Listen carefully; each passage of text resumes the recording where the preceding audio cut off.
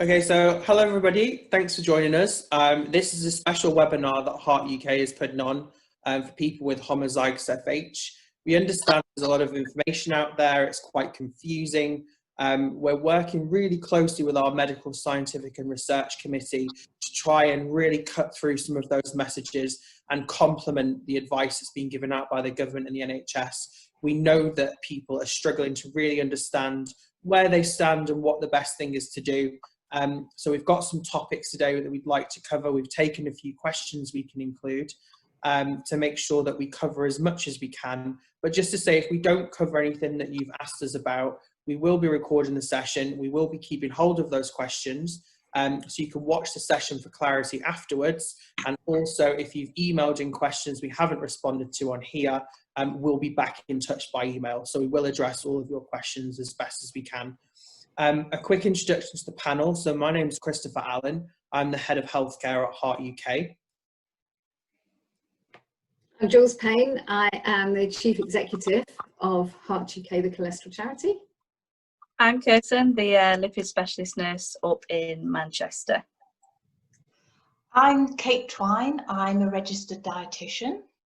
I'm Helen Phillips. I'm the Global Head of Medical Affairs with Amrit Pharmaceuticals. I'm Susan Ferguson. I'm the medical lead for the UK, Ireland and the Nordics, so working alongside Helen with Amrit Pharma. Okay, excellent. So thank you very much to everyone who's joined us. Obviously, we have some other speakers on here. We have Kirsty from Manchester. We have people from Amrit who are responsible for the drug limipide at the moment. So we're trying to complement all the work that we're all doing to get some information out there about people with homozygous FH. So first off, we wanted to talk about homozygous FH patients and about the whole conversation surrounding being high risk, shielding, all that type of stuff for the population, where the government has advised certain people should be very, very stringent in social distancing. So Kirsty, could you give us a bit of background on that for homozygous patients? So yes, so from what we've sort of been saying to people is that generally having a high cholesterol does not make you at higher risk of contracting coronavirus, COVID. It all sort of, we need to think of it on a personal basis, on an individual basis of your own comorbidities, and that just means other diseases or illnesses that you might have. I think my section was generally at high risk patients, and generally we're just following the government advice of what is classed as high risk, which are people such as pregnant people. Obviously some homozygous FH patients are younger, so I don't know whether they do have pregnancy risks. Other patients are high risk, obviously those above 70, so we're just generally following the general government guidelines. I know that there's a lot of people have been asking us about just having general heart disease, and I think that is actually on the high risk register. But it doesn't really elaborate as to who is classed as that. It says heart failure, so if you've got a reduced pumping of your heart function, and I suppose those patients we need to think about if you do get breathless on a day-to-day basis, just doing general activities at home. Again, the same with heart disease. So heart disease doesn't generally put you at higher risk, but it might make you a little bit poorlier if you do get it. Just in terms of the stress that it would put on your body when you do get ill. But again, generally day to day, we would just advise the usual self-isolation and social distancing that the government have advised, just in terms of those that get angina regularly might suffer from their angina more often than other people, and they may be at a higher risk of any severe illness if they do contract it. But again, we would just do the usual, stay at home as much as you can, work from home if possible. I think we've got a section on employment a bit later anyway, so I assume that is to talk about in terms of coronavirus as well. Yeah. So we can talk a bit more about that later.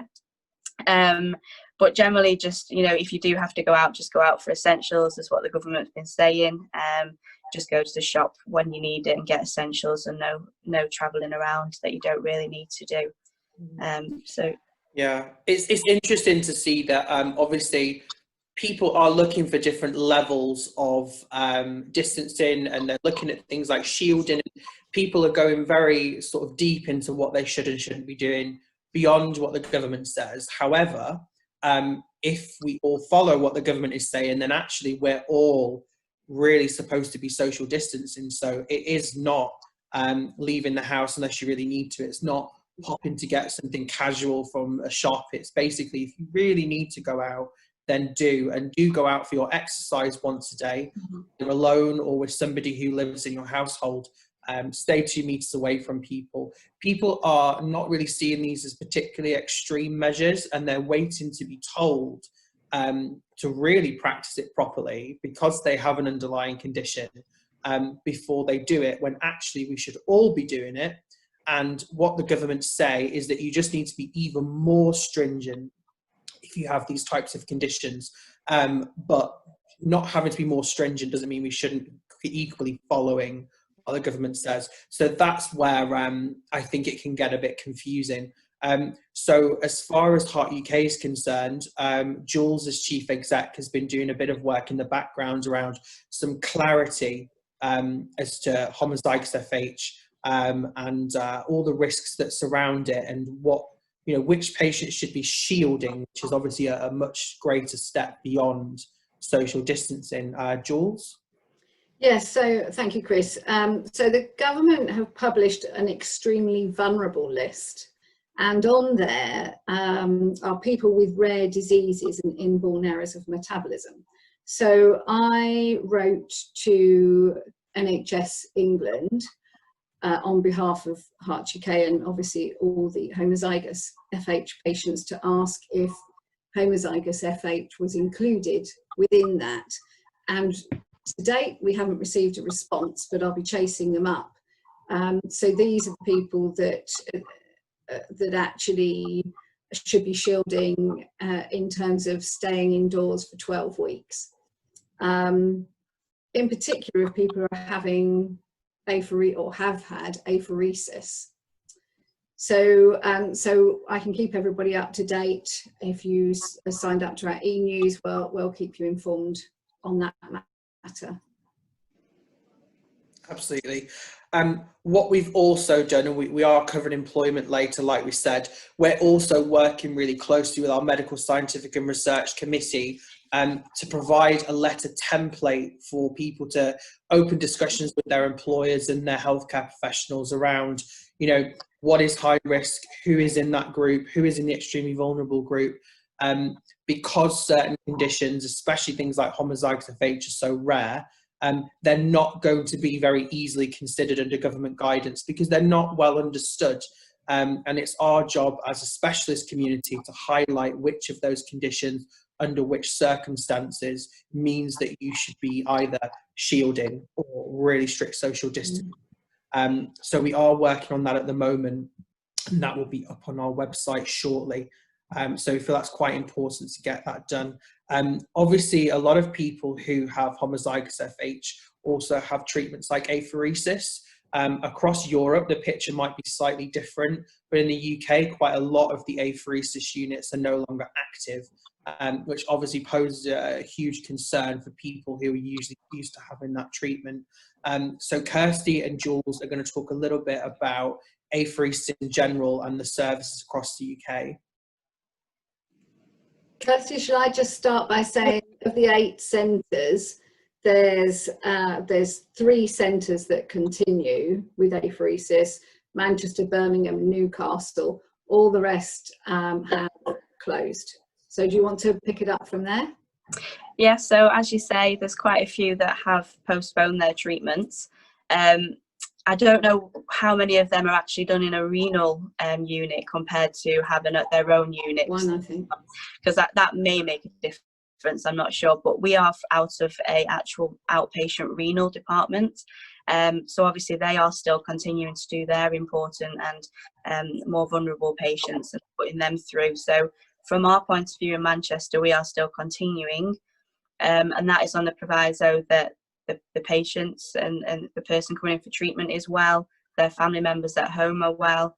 Obviously the staffing levels, because there may be illness, sickness on the ward, and also whether there may be come to a point in the future where they may get redeployed from the ward, so whether they'll actually close the unit at some point. But as it stands at the moment, we are continuing. I have posted, because we use a lot of fistulas here in Manchester, mainly it's fistulas, and we've been told the advice with that should be that they should be fairly okay if they do miss their treatments. But essentially we're leaving it down to the personal choice of the person coming for treatment, whether they want to take, I don't know, as they see the risk, because they're obviously quite concerned about coming into the hospital just full stop. But the hospital itself has put places and measures in place to try and protect people that are coming in, and staff. They're only letting people in and out of the hospital through certain doors, because obviously in Manchester it's a fairly big hospital with 4 hospitals attached to one, so they're just allowing you coming into certain areas, and you have to have permission and things like that, and there's no visitors allowed in most hospitals now. So they are making it a bit safer for people attending, but obviously the risk, especially those are worried if they get hospital transport as well, because a lot of them are just taxis that bring them. So there's always been a lot of questions about whether they're up to scratch with hand hygiene and wearing masks and things like that. But just the thing to touch on with masks is it's all well and good wearing a mask, because a lot of patients do like to when they come for treatment, but you've got to use it in the correct way of not touching the mask when, with your hands, and then touch your face later on. But here again, as I say, in Manchester, we are continuing as long as everyone's healthy and everyone's happy. Unsurprisingly, a lot of it comes down to the basics of hand hygiene and general hygiene measures. So it's something that's definitely instilled in healthcare professionals, is that you should always maintain really strict hand hygiene now more than ever. And it's actually quite interesting to see that finally it's taken something like this, but patients and relatives are starting to take it seriously. I think I'm not alone in working clinically before and reminding people as they come onto the units, wash your hands, wash your hands, wash your hands when you leave, wash your hands after you've touched something. And it's good to see that message is being embraced. It's not all about the masks, as you've said, no matter what you come into the hospital for. A reminder from us, though, obviously, people are at risk if they avoid hospitals, if they really need hospital care. So there's been a huge drop, as we've said earlier, of the number of people coming into acute units like cardiology, cath lab, stroke units, that we've seen not just across the UK but in Europe. So if you do feel as though you need to be in hospital because something is happening, you think you have a heart attack or you're having a heart attack or stroke, you should still dial 999. You should still go to the hospital if you're advised. Kirsty's very clearly said the levels of hygiene and the strictness around these things are increased, and we're being more and more careful. You are more at risk if you stay home than if you're in hospital, if something like this is happening to you. So with the apheresis units across the UK, we've obviously got some issues there. There's some real concerns from people with this condition as to what treatments are accessible. And on that note, some people with homozygous FH will also be taking the drug lamiptal. Chris, can I just interrupt you? Sorry, I thought it might be good just to ask Kirsty just to say about the protocols that she's written with Dr. Handrian Soren, just to cover a couple of minutes, just so that everybody knows we are also, as an expert organisation, supporting healthcare professionals with treating people with COVID and FH. Kirsty? Yeah, so we developed, because obviously our outpatient clinics are changing rapidly. As of the 26th of March, we suspended all our clinics till the end of June. So at that point, obviously, we've got quite a few people that need to come in for treatment in terms of PCSK9 inhibitors, lamiptal, as you say, and obviously apheresis. So we wrote a few protocols to say, what is our normal process? What can we do to change it now, but still make it safe for people to take these medications? And it was another thing I was going to mention in terms of apheresis as well, is that some of those patients are on lamiptal, which need monthly bloods. So we need to, and like you say, they may be at more harm not going in to have these bloods done, if they continue to take the medication and there being an issue, with the liver or, raised liver enzymes. So we did develop a few protocols, one on PCSK9 inhibitors, one on apheresis, one on lamiptal, And it was just generally saying what we would do now in terms of maybe moving more towards telephone consultations and trying to find other means to teach patients to inject themselves. And I know that there is videos out there available, but also making patients aware that it's still important to get these things done. And obviously, as specialist nurses, a lot of us are being redeployed as well. So these protocols have sort of helped us take the bigger picture to our managers and say, well, actually, we still need some time, like 50-50 time. So that's what I'm doing currently, is 50% on the ward, 50% in this role, so that we can still look after those higher risk patients. And I think the other one that we did was volanesorsen for patients with familial chylomicronemia syndrome, because obviously they're very important to get their injections to try and prevent them coming into hospital with pancreatitis. Because that's the other thing, is we're trying to keep people out of hospital that can be kept out of hospital, rather than, you know, it may be that they need to attend the hospital for bloods, but that's better than them then missing their injections and then coming and being admitted for a longer period with pancreatitis, for example. And of course, for those that don't have or aren't able to have apheresis at the moment, then another option, if they're at very high risk, is to look at alternative treatment. Definitely. We're definitely lucky to be living in a time where there are more treatments than ever for all these conditions. Even just 10 years ago, patients with FH in general, never mind homozygous FH, their outcomes were a lot poorer than they are now. We have a lot more access to good treatments and to complement things like apheresis. So we've got Helen Phillips talking about people who are suitable for the drug lamivudine. So over to you, Helen. Lamivudine is a drug which is approved for use in adult patients with homozygous FH. So that's people aged 18 years and older. They can be diagnosed with homozygous FH either clinically by their specialist or with a genetic blood test. It is a capsule that's taken once a day, usually at bedtime, with a glass of water. And it works in two ways in the body. It works by stopping you from absorbing the fats from your diet, which is why Kate's advice on how to have a low-fat diet is important, because that stops you from getting any tummy upset or side effects through not absorbing those fats in your diet. But it also works by switching off the production of fat by the liver. And about 70 to 80% of the fat, the LDL cholesterol in your bloodstream, actually is manufactured in your liver.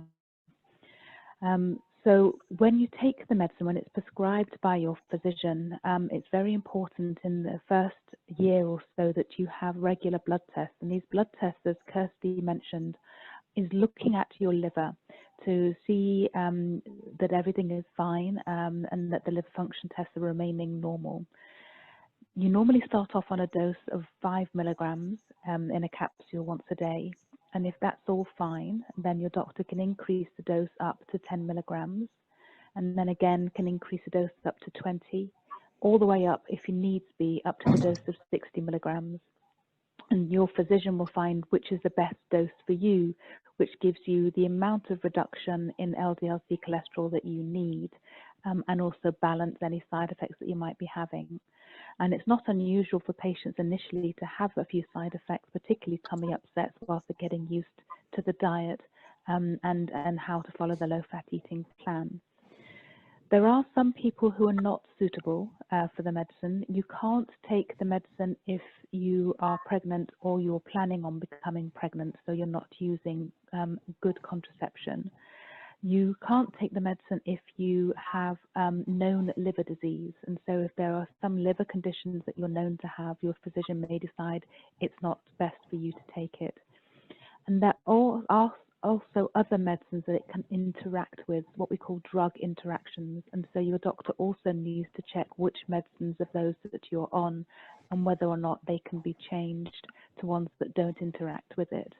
And so those are things that the physician will need to check to see if you're suitable for you to be able to have a try.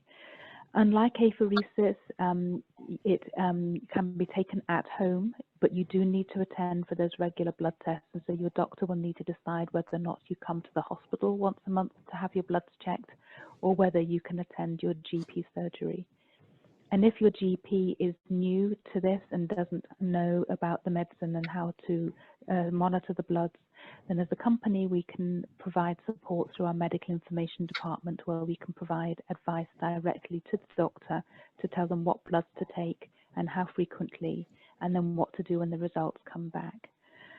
So in a nutshell, that's how you can have lamiptide, and you can also take it whether you're on other drugs, so if you're on a statin or a ezetimibe or a PCSK9 inhibitor, and even if you're still attending for apheresis, you're able to maintain all of those and also add the lamiptide in if your physician thinks it's the best medicine to be able to help reduce your LDL-C cholesterol and try and get your bloods down to target.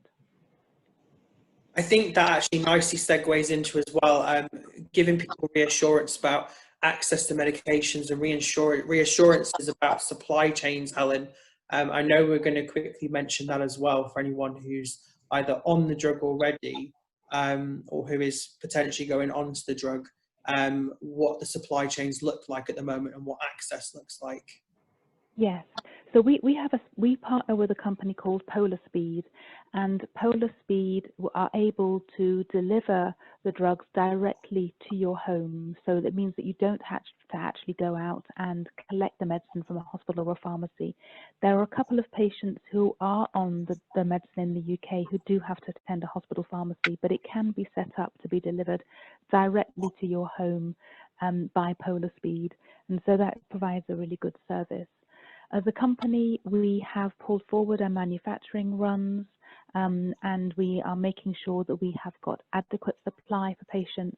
And also, some patients in the UK may have received their medicines on a monthly prescription, and we've increased our availability so that if physicians want to prescribe 2 or 3 months at a time, we have enough supply to be able to cover that. So we're doing everything we can to make sure that we have sufficient amount of supply for the UK, and also keeping in daily contact with Polar Speed to make sure that they have enough drivers who can do the deliveries and ensure that they reach the patients on time.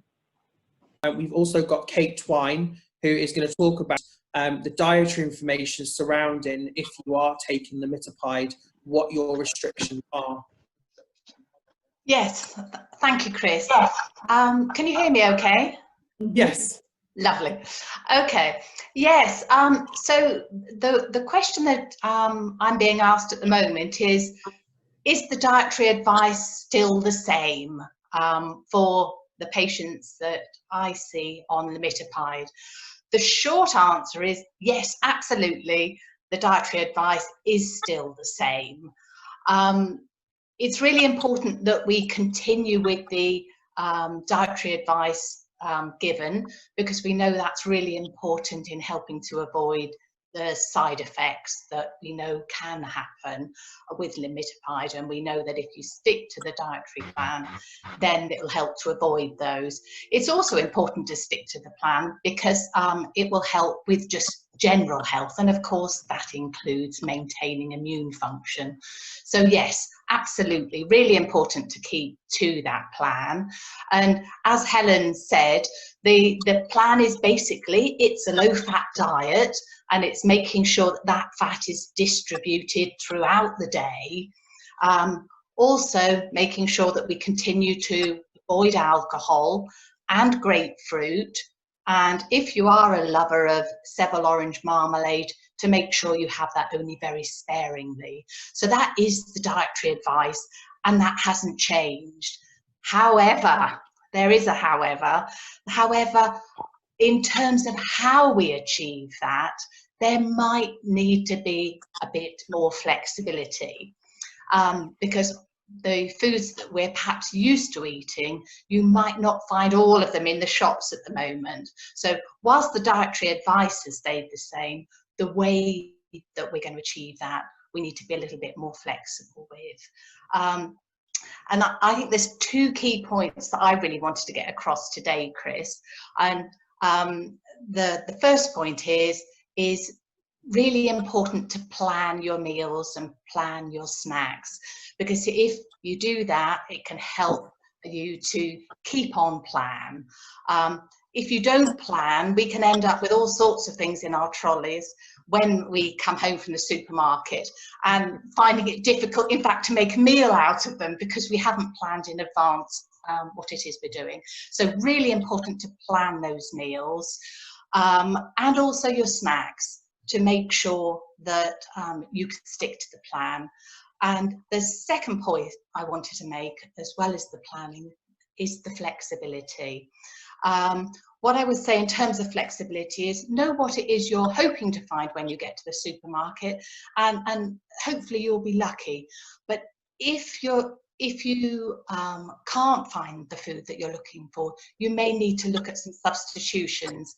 And in terms of guidance on that, what I would say is, if you get to the supermarket and you can't get your usual brand of whatever, have a look at what else is there, but make sure you check those food labels as much as possible. A lot of packs have the front of pack labelling that's traffic lights, and what we're looking for is a good green for the amount of fat in those foods. So that will help, you know, in terms of the flexibility. And of course, all the patients on limited diet have been given dietary information, and that has in it a lovely table which is auto traffic light. So again, keeping a good eye on those green ones, and that will help to guide you in the supermarket. So I think the two key points are plan, and then being able to be flexible with those food choices when we get there. Yeah, and also maybe don't shop when you're hungry. It's one of the pitfalls. So we're all guilty of doing that sometimes, but just being aware that just because it's suddenly reappeared on the supermarket shelf, don't grab it if you don't want it. And also there's a bit of advice that's coming out as well that says, obviously there's not a huge amount of research with how coronavirus is transmitted through things like packaging, but if you can avoid as far as possible over handling lots and lots of different products in the supermarket, unless you're going to buy it, try not to pick it up, try not to handle it too much. That's been coming through quite recently, especially in the press. So I thought I'd kind of acknowledge that too. Excellent. As you said, some people are lucky enough, I guess in a way, that they have reasons they don't have to leave the house if they feel particularly vulnerable. But obviously a lot of people are still in work. Some people are key workers, so it's incredibly challenging there. We're all quite lucky. It looks like most of us are able to work from home and keep our jobs running. But obviously people with homozygous FH, a lot of them are going to be within employment, and that poses its own challenges, especially when we've already acknowledged that there is a bit of misunderstanding around who is high risk, who is extremely vulnerable, and the clarity that is or isn't there with certain conditions with it being so rare. So Kirsty and Jules are going to cover employment briefly, what Heart UK is doing, but also what the landscape looks like for people with homozygous. Okay, Kirsty, do you want to start? I can do. So again, it just comes down to a lot of what the government have been saying about employment. Obviously, a lot of homozygous FH patients will be at the age that they are working. But I think it comes down, I think the first thing to do is, if you are able to work from home, that you do work from home. That's the first message. And I know a lot of people can work from home. The other message is, if you do need to go into work, because I know some of our patients even, you know, work in pharmacies or are vets, so obviously they may need to go into work, is I'd probably say the first thing to do is ask for your manager to do a risk assessment to assess whether it's suitable to carry on with your normal duties, or whether you do more of an office-based duty if you do have to go into work. But obviously a lot of people are still fairly worried about that, and I think this is the biggest topic, I think, in the country, I think, would be about money and employment and finances with everything that's going on. So I was having a look this morning at the government website, and it is fairly helpful and does have quite a bit of information about what to do if you're employed, self-employed, etc. Because there are various benefits that you can look at, like universal credit, and getting sort of grants if you are self-employed based on your previous tax year. So I know there is quite a few things out there to help. It might not be as good as what the wage that you're getting generally, but it is something is better than nothing a lot of the time. But if you are able to set yourself up at home, then that's the best way to do. best way forward and the best way to continue with your working and keeping yourself safe. But I suppose it depends on, if you do have a risk assessment, what is, again, it comes down to who's high risk and who's extremely vulnerable. Mm. So thank you, Kirsty. So Heart UK's helpline have had calls from numerous people with real concerns from their employer. Their employer is saying, you're a key worker, you need to actually come into work, and they're not really understanding the risk. So what we have done is, because GP practices, it's quite difficult at the moment for people. A lot of GP practices are obviously dealing with things from a distance, and GP practices are very busy. So what we've done to try and support that process is we have produced a letter for employers that employees can take to the employers that set out the risk element. So it's who is at risk, why they're at risk, and what should be done. So in effect saying that the high risk should be working from home if they possibly can. And that should form the basis of a conversation with their employer.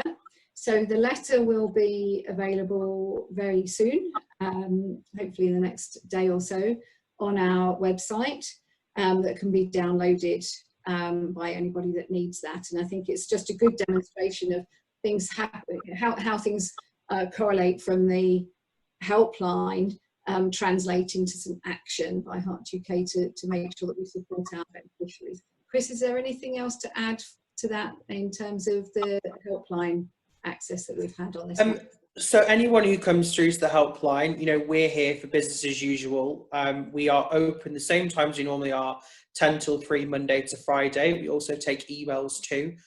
Email may be the best way to reach at the moment while we handle lots of different call volumes and work. But we are open and we are listening to what people need. So basically this employment came from the fact that we've had a lot of communication from people about challenges with their employer, spoken to a few different individuals who've tried to start those conversations themselves. And then as a result of that, which is why we've had to try and get some clarity for them. So if you do have any concerns or you think there's something that we're not doing that we could do, then do reach out to us, because there may actually be action that we can take to help support you and to help your employers and your healthcare professionals understand the situation you're in. We know that in the general sort of environment, that not a lot of doctors and nurses know very much about FH in general, let alone homozygous FH. So now there's an extra layer of challenge on top of that with, okay, I have a rare condition, and also we're in a situation where there's a pandemic. How do we connect the two together? And we're here to help to bridge that gap for people. I'm really grateful for the panelists we've got today. Thank you so much for coming on to us. I just want to do a quick round sort of across all of you to make sure that if there's any key messages you wanted to get across before we close, then please do now. So Jules, was there anything extra you wanted to say? No, just to support your request. If anybody has anything else that you feel we can be providing support with, then please let us know. Yeah. Kate? Yeah, as I said, keep going with the eating plan that you're on already. Make sure you're doing plenty of planning for those meals and snacks, but allowing yourself to cope with the flexibility that you might need to have. Kirsty? I suppose just stay safe and make sure you keep all your hand hygiene and all up to date. Another thing to mention, I suppose, with the employment is just to see maybe what your actual contract says about, you know, sick days and what their sickness policy is, and also just that you can self-certificate for self-isolating for 7 days as well. And also, I think I'll take on board what Kate says about planning before a shop. So, just putting anything in my trolley. I think I'll take that on board. Excellent. And Helen? Yes, it's difficult as a pharmaceutical company for us to give advice directly to patients, but we are here to support. And if you have a doctor or a new doctor that's involved in your care during this coronavirus crisis, let them know that we're here as a company, and if they want to reach out to us, we can provide advice to them directly. Thank you. All right, well, thank you everybody who's on the panel. Thank you for everybody who's joined us, and for anybody who is watching this video afterwards. So we do record our webinars and then make them available to the appropriate audiences. So if you're watching our webinar now but you couldn't join us live, you can still forward questions to us. We can answer. Our email address is askask@heartuk.org.uk. And also, if you'd like to make a small donation to us, we gratefully receive those. We would like to do more webinars and provide more specific support. So anything you can do to help support us as a charity is massively appreciated. Take care, everybody, and stay safe. Thank you very much. Thank you. Thank you.